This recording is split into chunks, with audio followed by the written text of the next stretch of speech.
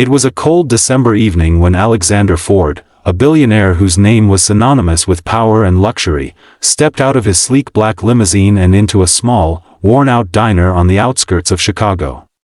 Snow was falling softly against the glass windows, the neon sign above flickering as if it too had grown tired of the years. Alexander wasn't there for the food. He had everything: mansions across continents, private jets, art worth millions, but what he didn't have anymore was a sense of connection, a feeling that he still belonged to the same world he once came from before success swallowed him whole. Tonight, he wanted to remember what it was like to be ordinary. To be invisible. To feel human again. Before we go further, if you believe in kindness, second chances, and the quiet power of compassion, please take a moment to like, comment, share, and subscribe to this channel. And tell us in the comments where you're watching from. It truly helps us connect with incredible viewers like you all around the world. Alexander had disguised himself in a simple coat, a wool beanie, and a fake beard.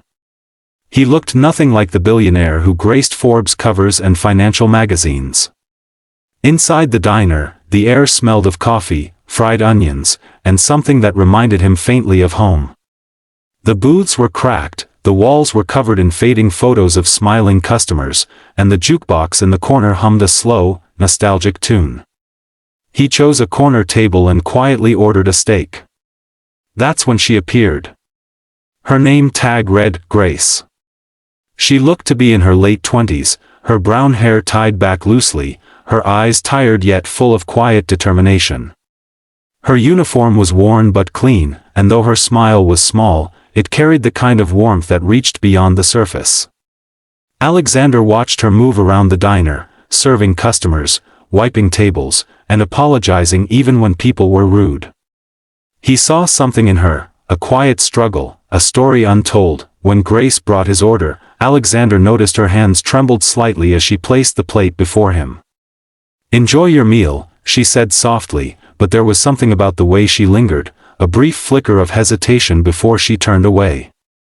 He began to eat, savoring the simplicity of the food, but halfway through, he noticed a small folded piece of paper tucked under his napkin. At first, he thought it was a receipt.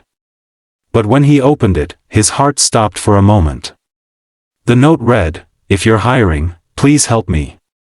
I have a daughter. I'll do anything." Alexander froze. He looked up, but Grace had already disappeared into the kitchen. For the first time in years, he felt something deep and unfamiliar stir inside him, empathy that had long been buried beneath layers of wealth, meetings, and self-preservation. He could have revealed who he was right then. He could have fixed her life with a single phone call. But instead, he decided to find out more. That night, after finishing his meal, he left a large tip under the plate but didn't write a note. He simply smiled at Grace and said, "Thank you." She nodded, though her eyes betrayed a silent pain she carried within. Over the next week, Alexander returned to the diner several times, always dressed the same way, always taking the same seat. Grace began to open up slowly. Through fragments of conversation, he learned that she was a single mother raising a 5-year-old girl named Lily. Her husband had left years ago after losing everything to gambling. Grace worked double shifts, barely making enough to cover rent and Lily's medication for a rare respiratory condition. Every day was a battle, and yet she smiled through it all. Alexander, who had once believed money could buy happiness, found himself humbled by this woman who had nothing yet radiated more grace, ironically, her name's meaning, than anyone he had ever met. One night, after closing hours, Alexander stayed behind under the pretense of forgetting his wallet. He found Grace cleaning tables, exhaustion written all over her face. She looked at him, startled but too tired to question. He watched her for a moment, then asked gently, "Why did you give me that note?" Her eyes welled up as she whispered, "Because I was desperate. I've tried everywhere. I can't lose my home. My daughter needs her treatment." "I didn't mean to," she stopped, embarrassed. Alexander felt something break inside him. He wanted to tell her the truth, to say that she didn't need to suffer anymore. But he didn't want to save her as a billionaire, he wanted to help her as a human being. He offered to connect her with a friend who owned a small business nearby, promising it wasn't charity but an opportunity. Grace thanked him, tears in her eyes, unaware of the truth behind his words. Days turned into weeks. Alexander's visits became part of her routine. He learned about Lily, about how she dreamed of becoming a teacher. He learned about Grace's nights spent studying online courses just to improve her chances of a better job. Meanwhile, his own life began to change. The boardrooms and banquets started to feel emptier than ever. He began to see the faces of his employees differently, real people with real struggles. Grace had unknowingly given him something money couldn't buy, perspective. Then one day, the diner closed suddenly. When Alexander arrived, the "For Sale" sign on the window hit him like a punch.